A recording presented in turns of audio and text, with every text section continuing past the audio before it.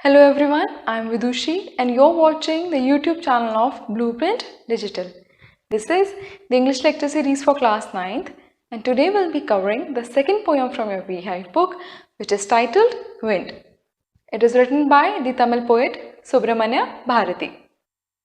Though before we begin with the poem, I would request you to do two things. First, आप हमारे channel को like, share और subscribe करें जिससे कि आपके पास रेगुलर नोटिफिकेशंस और अपडेट्स आते रहें जो भी new content and new informative lecture video हमारे चैनल पे पोस्ट होती है. You won't miss out on anything important. Second and the most significant thing is कि आप अपनी नोटबुक और बुक अपने साथ लेके बैठें जिससे कि आप वीडियो देखते देखते साथ के साथ अपने नोट्स बनाते रहें, अपने नोट्स स्क्रिबल करते रहें अपनी अंडरस्टैंडिंग के अकॉर्डिंग. ट्रस्ट मी, जब आप आगे जाके रिवाइज करेंगे it will prove to be really handy और आपका काफ़ी टाइम भी सेव होगा. ओके, सो अगर आप अभी तक अपनी बुक्स नहीं लेके आए हैं सो प्लीज़ वीडियो पॉज करके अपनी नोटबुक और बुक साथ लेके बैठें. फाइन. सो सुब्रमण्य भारती जो है हमारी पोएट इस पोएम के, he is basically a Tamil poet. जी हाँ, Tamil. And that is the reason कि ये पोएम भी ओरिजिनली तमिल लैंग्वेज में लिखी गई थी and it has been translated to English by A.K. Ramanujan. Fine. So, Wind. I am sure कि टाइटल सुन के ही आपको समझ आ गया होगा कि ये जो पोएम है ये विंड के बारे में है, which is very evident from the title itself and suggests the theme of the poem. So, इस पोएम में हमारे पोएट ने विंड के बारे में बात करी है, हवा के बारे में बात करी है. विंड से आप क्या समझते हैं? The first thing that comes to your mind when you hear about wind and when you think about wind is कि ये एक natural phenomena है, एक natural occurrence है, right? ये अपने आप होता है, किसी भी external force का, किसी भी living being का, हमारे आपके जैसे लोगों का इस पे कोई कंट्रोल नहीं है. ठीक है, आप इसकी स्पीड को ऑल्टर नहीं कर सकते, आप उसको मॉडिफाई नहीं कर सकते अपने तरीके से, ना ही आप इसकी डायरेक्शंस को ऑल्टर कर सकते हो, उसे आप भी नहीं चेंज कर सकते. राइट. विंड की स्पीड और उसकी डायरेक्शन वो कंप्लीटली उस पर ही डिपेंड करती है and no external force can have a say in it. ठीक है, वो खुद से आती है, अपने हिसाब से ही, अपनी स्पीड से आती है और जहाँ भी उसको जाना होता है वहाँ पे जाती है. फाइन.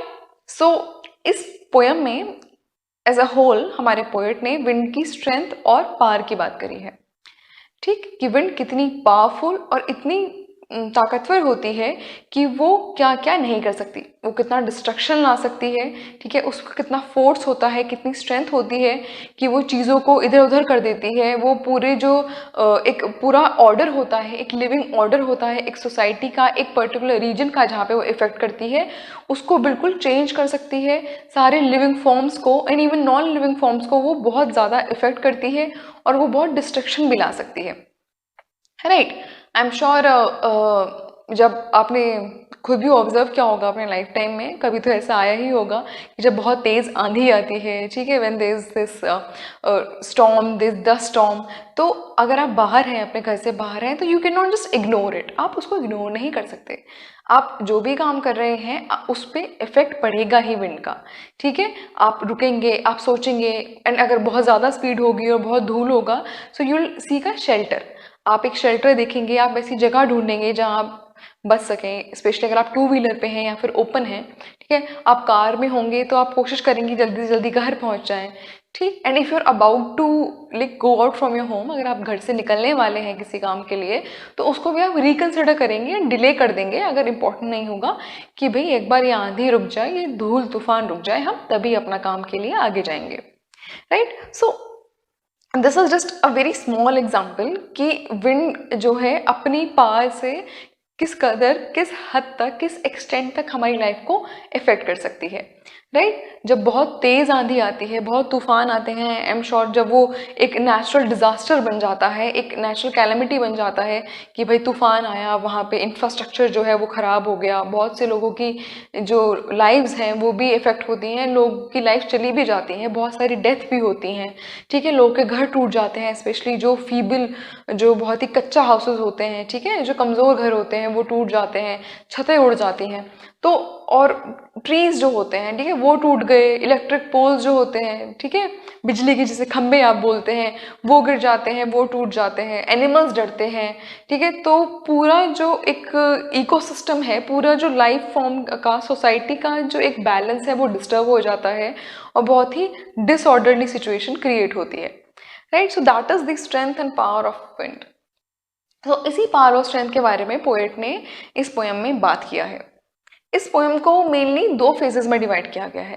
फर्स्ट फेज में वो बात करते हैं कि वो उसकी पार के क्या नेगेटिव इफेक्ट्स हैं और वो किस कदर तक जो है हमारी लाइफ फॉर्म को इफेक्ट करती है, किस तरह से डिस्ट्रक्शन लाती है, ठीक है, अपहीवल क्रिएट करती है, बहुत लॉस होता है लोगों के जनजीवन का, ठीक है, लोगों की डेथ भी हो जाती है, तो जीवन का भी बहुत लॉस होता है और सामान का भी बहुत लॉस होता है, इंफ्रास्ट्रक्चर टूट जाता है, बहुत आर्थिक इकोनॉमिकल नुकसान भी बहुत होता है, राइट। सेकेंड फेज में जो इस पोएम का है उसमें हमारे पोएट ने बताया है कि कैसे इसी पावर और स्ट्रेंथ को, विंड की इसी पावर और स्ट्रेंथ को हम यूज़ कर सकते हैं, यूटिलाइज कर सकते हैं अपने बेनिफिट के लिए, और हम उसको नेगेटिव इफेक्ट को कम करके उसको पॉजिटिव इम्पैक्ट में चेंज कर सकते हैं, राइट।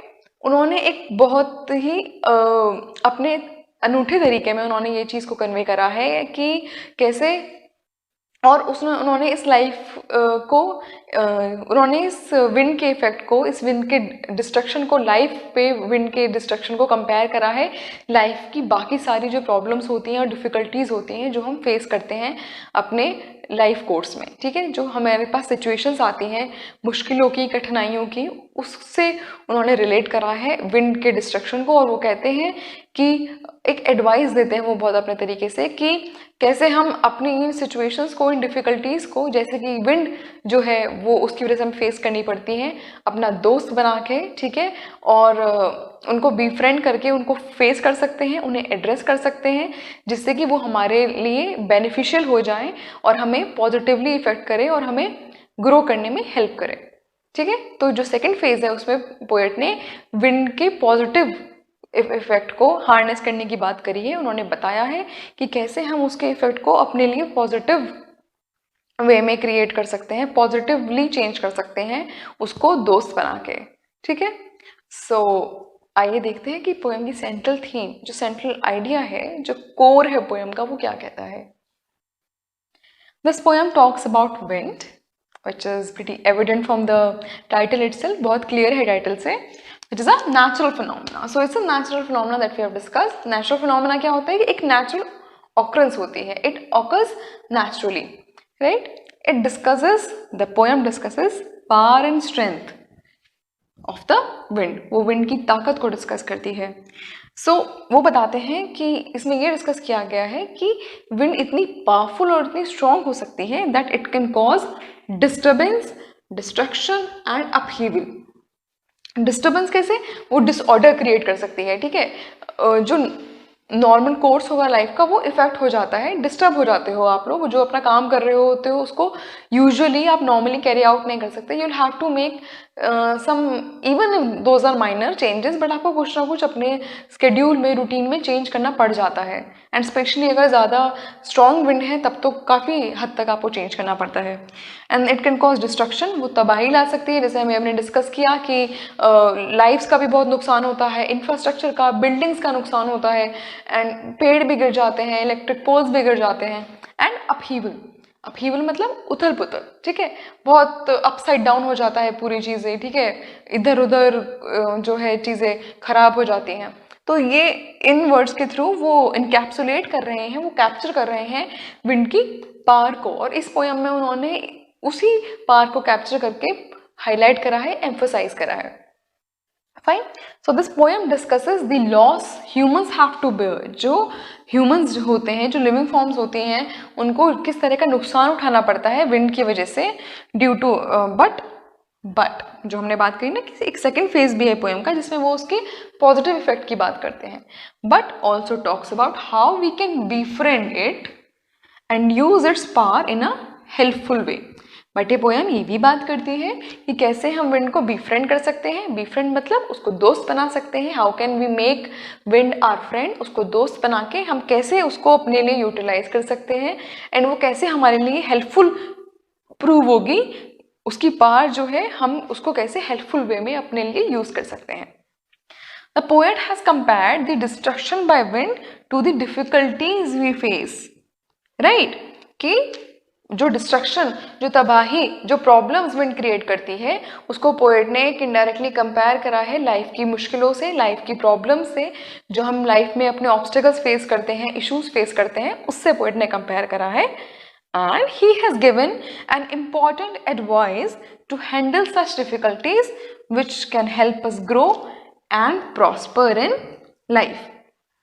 एंड जैसे कि हमने पहले डिस्कस किया, उन्होंने इस पोएम के थ्रू एक हमें लाइफ की प्रॉब्लम्स को विंड के डिस्ट्रक्शन से कंपेयर करते हुए हमें एक एडवाइस दी है, बहुत इंपॉर्टेंट एडवाइस दी है कि कैसे हम इन सिचुएशन को, इन डिफ़िकल्टीज़ को हैंडल कर सकते हैं, एड्रेस कर सकते हैं, कैसे इनको ओवरकम करके और इन डिफ़िकल्टीज़ को हम खुद को ग्रो करने में और खुद को प्रॉस्पर करने में, ठीक है, लाइफ में आगे बढ़ने के लिए यूज़ कर सकते हैं अपनी डिफ़िकल्ट सिचुएशंस को.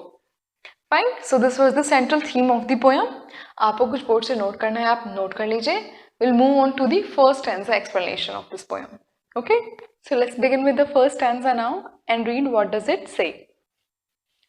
Wind, come softly. Don't break the shutters of the windows. Don't scatter the papers. Don't throw down the books on the shelf. There, look what you did. You threw them all down. You tore the pages of the books. You brought rain again. You're very clever at poking fun at weaklings. So ये आपका first stanza है. इसमें क्या कहते हैं poet Subramania Bharati. First line में देखिए, he says wind come softly. Wind and comma, जैसे कि वो विंड को एड्रेस कर रहे हो. राइट. सो फर्स्ट वर्ड जो है उसी में हम ये बताते हैं, हमें ये पता चलता है that he is treating wind as a person. ठीक है, treating it as a person. वो उसको एज अ पर्सन ट्रीट कर रहे हैं. हमें ये पता चलता है आपके फर्स्ट वर्ड से कि उसको एज अ पर्सन ट्रीट कर रहे हैं and he is talking to wind. ठीक है, और वो उससे बात कर रहे हैं. क्यों? क्योंकि वो उसको सीधे एड्रेस कर रहे हैं. राइट, वो उसको सीधे सीधे बोल रहे हैं, उससे बात कर रहे हैं कि विंड कम सॉफ्टली. विंड धीरे आना. ठीक है, तो उसको बात कर रहे हैं, उसको बोल रहे हैं कि आप सॉफ्टली आना. ठीक है, आप स्ट्रांगली मत आना, आप अपनी पूरी ताकत के साथ, ठीक है, पूरे पार के साथ मत आना, आप आहिस्ता से. एंड यहाँ पे वो उसको एज छोटा बेबी ट्रीट कर रहे हैं, as a small kid treat कर रहे हैं. और जैसे छोटा बच्चा आता है आहिस्ता आहिस्ता, वो उसको बोल रहे हैं कि आप वैसे ही आहिस्ता से आना, धीरे से आना. ठीक है, बिना ज़्यादा स्ट्रेंथ के, बिना ज़्यादा पार के, बहुत सॉफ्टली आप अपने कदम रखना और बहुत सॉफ्टली आप आना. Don't break the shutters of the windows. And वो ऐसा क्यों कहते हैं? ठीक है, वो कहते हैं कि आप सॉफ्टली आना और इससे क्या फ़ायदा होगा कि आप इससे विंडोज़ नहीं ब्रेक करोगे. ठीक है, बिकॉज यू डू दैट. तो वो यहाँ पे क्या कह रहे हैं, don't break the shutters of the windows, कि आप जो विंडोज़ हैं उनके शटर्स को मत ब्रेक करना. Don't scatter the papers, papers को मत बिखेरना. स्कैटर का क्या मतलब होता है? Scatter is to spread something out in a disorderly manner. ठीक है, एक अनटाइडी और डिसऑर्डरली वे में जब कुछ चीज़ बिखर जाती है, ठीक है, something falls off and spreads around, spreads across the floor और समथिंग, उसको स्कैटर बोलते हैं. तो वो and then he says don't throw down the books on the shelf. तो बेसिकली इसकी जो नेक्स्ट 3 लाइन है वो उसमें बता रहे हैं, वो उसको रीज़न दे रहे हैं कि मैं तुमसे क्यों कह रहा हूँ विंड कि आप धीरे से आना, बिकॉज आप अगर धीरे से नहीं आओगे तो आप ये सब चीज़ें कर दोगे जो मैंने आगे की नेक्स्ट 3 लाइन्स में डिस्कस करी हैं, राइट। वो तीनों चीज़ें फिर होंगी एंड मैं चाहता हूँ वो तीनों चीज़ें अवॉइड हो, वो तीनों चीज़ें नहीं हो, इसलिए मैं आपको धीरे से आने के लिए बोल रहा हूँ। और वो क्या 3 चीज़ों के लिए मना करते हैं? वो कहते हैं आप विंडोज़ के शटर को मत ब्रेक करना। विंडोज शटर कैसे विंड ब्रेक करती है? आपने देखा होगा जब बहुत तेज हवा आती है, ठीक है, when there is dust storm, आंधी आती है, तो जो विंडो पेन जो होते हैं उनके शटर्स जो होते हैं when they repeatedly are banged across the window pane, जब विंडो के जो डोर्स होते हैं जिनको आप शटर्स भी बोलते हैं, शटर्स भी होते हैं या फिर फ्लैप्स जो होते हैं ग्लास के होते हैं जैसे, तो जब वो तेज हवा में, तेज आंधी में बार बार रिपीटेडली विंडो के फ्रेम से लगते हैं तो वो बार बार लगने की वजह से टूट जाते हैं, राइट। तो इस वजह से जब तेज विंड होती है तो विंडो के शटर टूट जाते हैं। तो वो बोल रहा है कि आप ये मत करना। दूसरी चीज क्या मत करना? Don't scatter the papers. जब तेज हवा आती है तो जो लूज पेपर्स रखे होते हैं, जो लूज शीट्स रखी होती हैं, राइट, इवन अगर आप फैन भी चला दो तो लूज शीट्स जो होती हैं वो बिखर जाते हैं, दे स्प्रेड अक्रॉस, अनलेस आप उस पर पेपर वेट ना रखो या उनको किसी तरीके से रोको नहीं, फाइन। और जो लाइट बुक्स होती हैं, ठीक है, ज़्यादा हैवी नहीं होती, उन बुक्स के पेजेस भी जो हैं वो खुल जाते हैं, बिखर जाते हैं, and this is the second thing जिसके लिए वो मना कर रहे हैं। Then he says don't throw down the books on the shelf. और जब बहुत तेज हवा आती है, जब आंधी आती है, तो बुक शेल्फ जो है वो भी हिलने लगती है, उसमें भी मूवमेंट होने लगता है, इट ऑल्सो स्टार्ट शेकिंग, वो भी शेक करने लगती है, और बुक्स, स्पेशली लाइट बुक्स जो होती हैं, हल्की बुक्स, वहाँ से किताबें धीरे धीरे गिरने लग जाती हैं। तो बोलते हैं कि आप उनको भी, बुक्स को शेल्फ से मत फेंकना, राइट। तो फर्स्ट लाइन में वो विंड से बात कर रहे हैं, हमें फर्स्ट से पता चल जाता है कि वो विंड से बात कर रहे हैं, he is treating it as a person. Then second, third और फोर्थ लाइन में वो विंड को बता रहे हैं कि मुझे पता है कि आपकी क्या क्या कैपेबिलिटीज हैं। सो बेसिकली इन लाइंस में वो बता रहे हैं, ही इज डिस्क्राइबिंग कि मुझे पता है कि आपकी क्या क्या कैपेबिलिटीज हैं, आप क्या क्या कर सकते हैं, ठीक है, आप इतना डिस्ट्रक्शन ला सकते हैं, आई नो आपकी कितनी स्ट्रेंथ है, ठीक है, आपकी कितनी पावर है। तो वो यहाँ पे विंड की पावर और स्ट्रेंथ को डिस्क्राइब कर रहे हैं और बोलते हैं कि मुझे पता है कि आप ये करने के कैपेबल हो, आप ये सब कर सकते हो, बट इसको मत करना, एंड ये मत आप तब नहीं करोगे जब अगर आप सॉफ्टली आओगे। तो इसीलिए मैं आपसे बोल रहा हूँ कि आप सॉफ्टली आना, ठीक है। तो फर्स्ट 4 लाइन्स में वो उनको बोलते हैं कि आप ये सब मत करो, ठीक है। नेक्स्ट जो लाइन्स हैं आपके, उन्हें बोलते हैं there, look what you did, you threw them all down.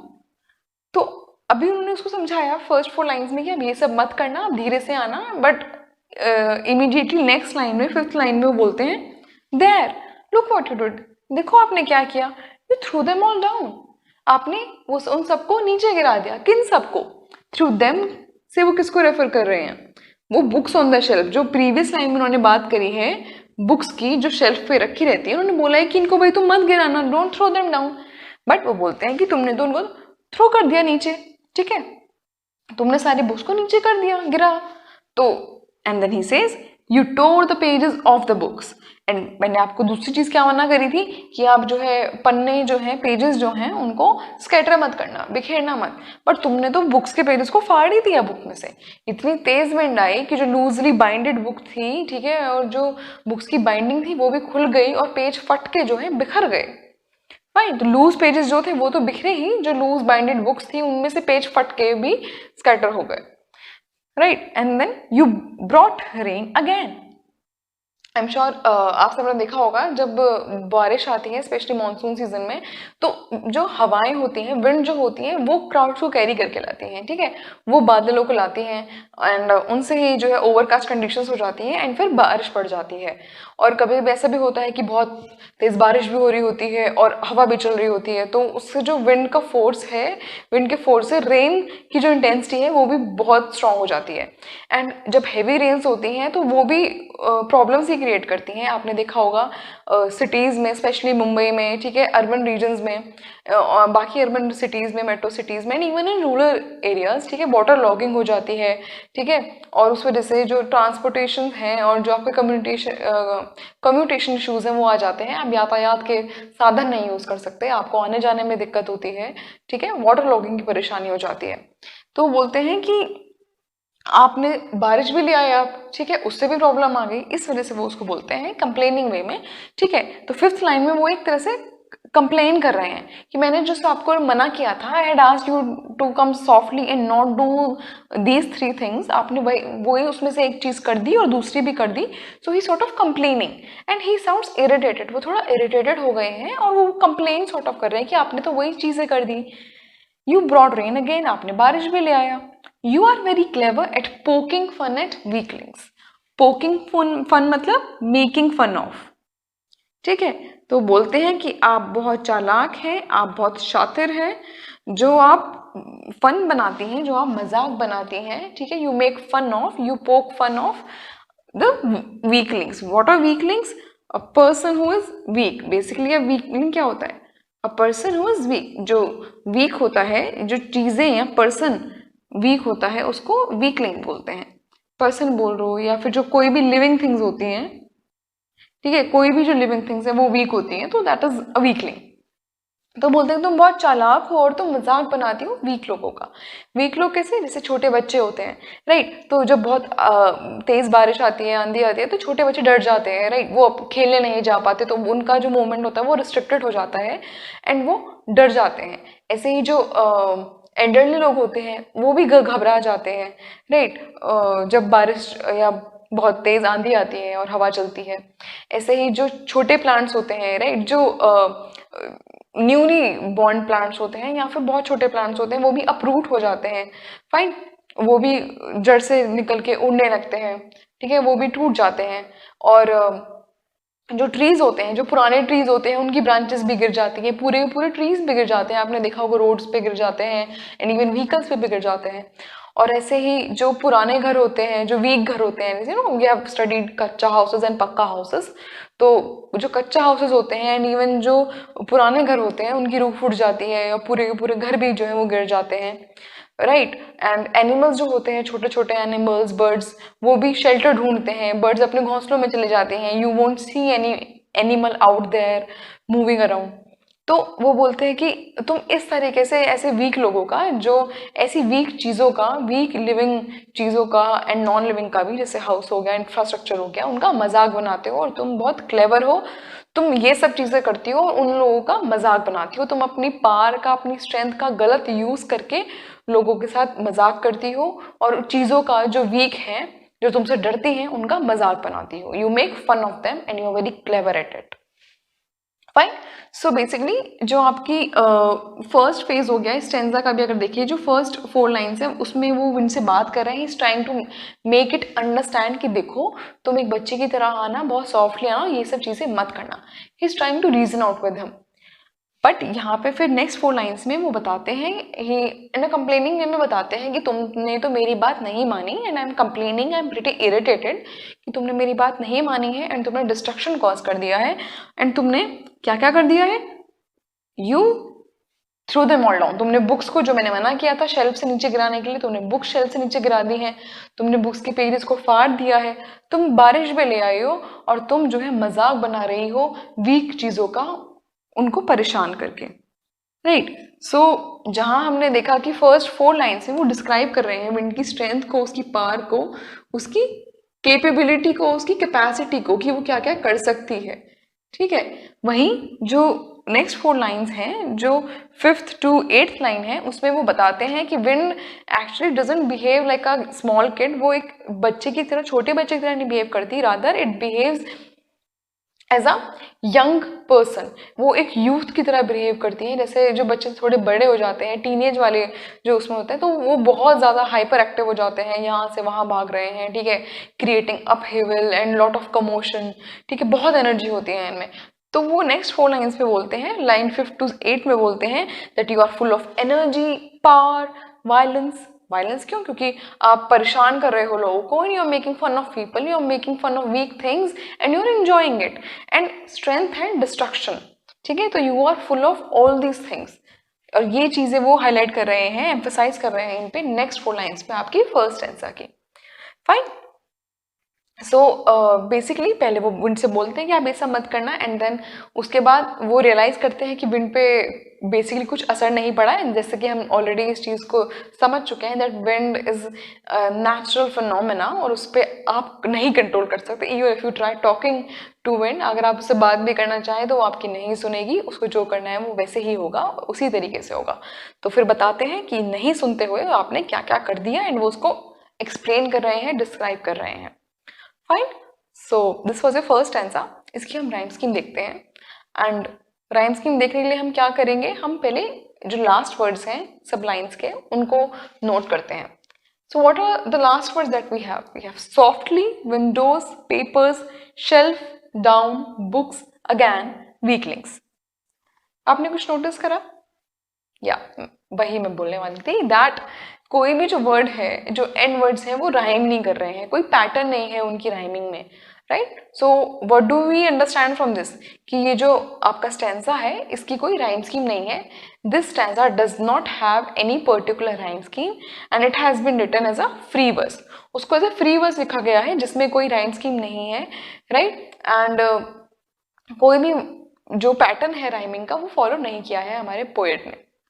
Okay, so the next poetic device which has been used here is, and which is evident from the very first line itself, is personification.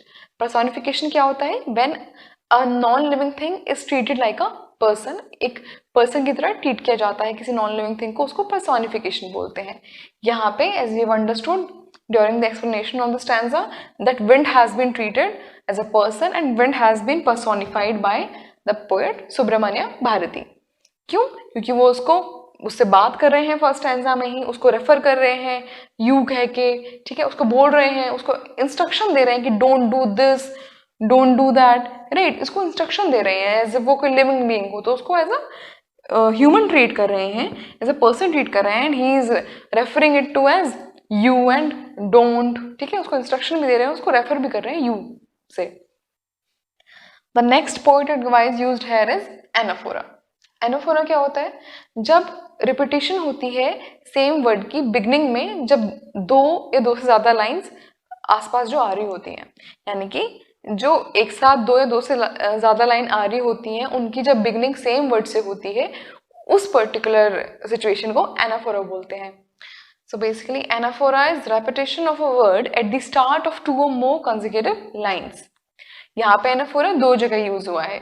आप देखेंगे पहले जो second और fourth line है उनकी beginning होती है don't say, right. Don't break the shutters, don't scatter, don't throw, don't don't don't. So don't आपकी बिगनिंग में आया है लाइन 2, 3 and 4 की, and hence anaphora has been used है। The next instance of anaphora in this very stanza is in the 6th, 7th and 8th line. Line 6th, 7th, 8th में you जो है वो repeat हुआ है।